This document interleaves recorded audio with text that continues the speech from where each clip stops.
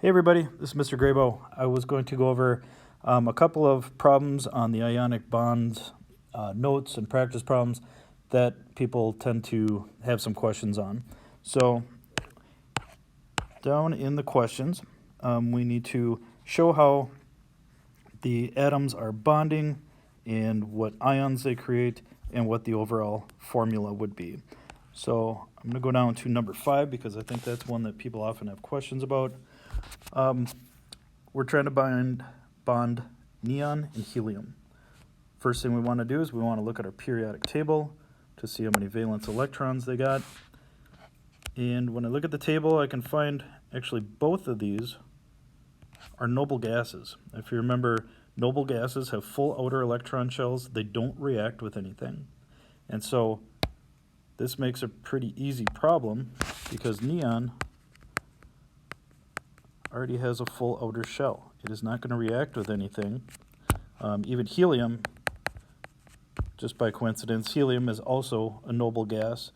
It's a smaller one. It only can hold 2 in its outer shell, but it's a full outer shell. It's a noble gas.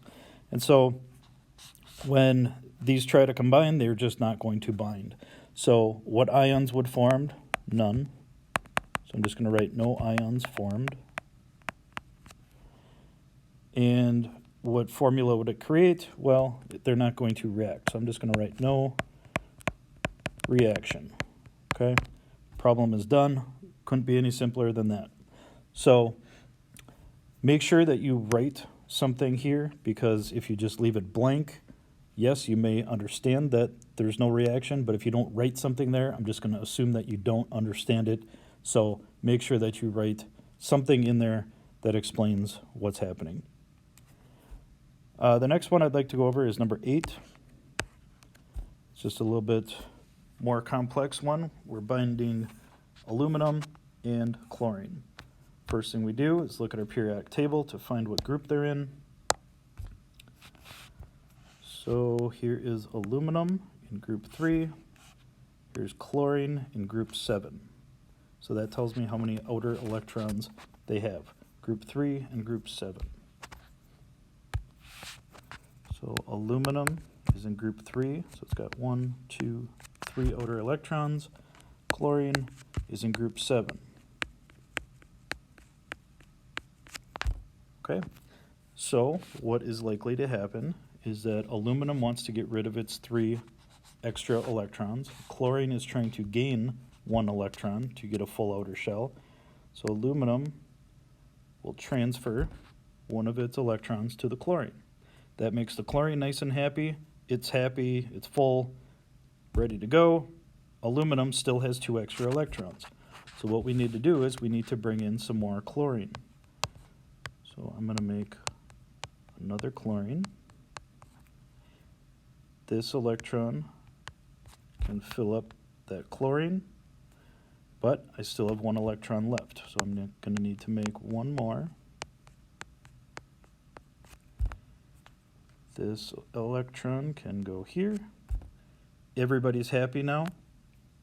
So what would the charges of these be? Well, aluminum, since it loses 3 electrons, it's going to have a +3 charge. Chlorine gains 1 electron, so it's going to have a -1 charge. And I'm just going to go ahead and write that 3 times because we have 3 -1 chlorines. Now, what would the formula be? Well, you just add them up. We got 1 aluminum, we got 3 chlorines, so the formula would be AlCl3.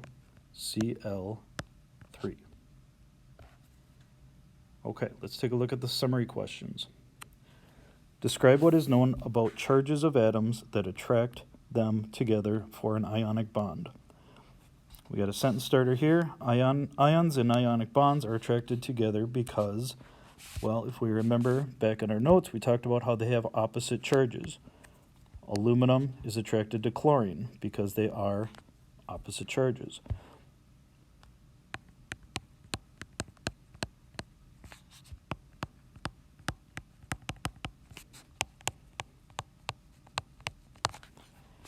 Okay, number 2, describe what happens to electrons, allowing for each atom to reach full outer shell status.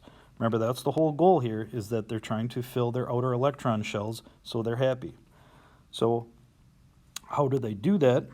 Well, if we look back at this example of number 8, what's happening is that they're transferring electrons to make each other happy. So how do we answer this? Electrons will be transferred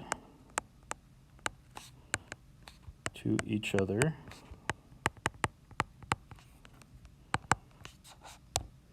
to reach a full outer shell.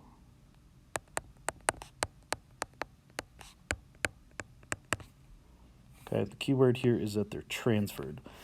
They're either giving up electrons or they're receiving electrons. Okay, number 3. Describe which 2 periodic table categories, metals, nonmetals, metalloids, or noble gases, are most likely to form ionic bonds. Well, back in our notes, and maybe you've noticed this, it's metals and nonmetals that are attracting each other. The periodic table, it's atoms over here combining with atoms over here that are attracting each other. These are negative, these are positive, just because of the number of electrons they have in their outer shell, and so they tend to attract each other. Whoops. So metals and nonmetals form ionic bonds because they have opposite charges. All right, I hope this helps. Thanks.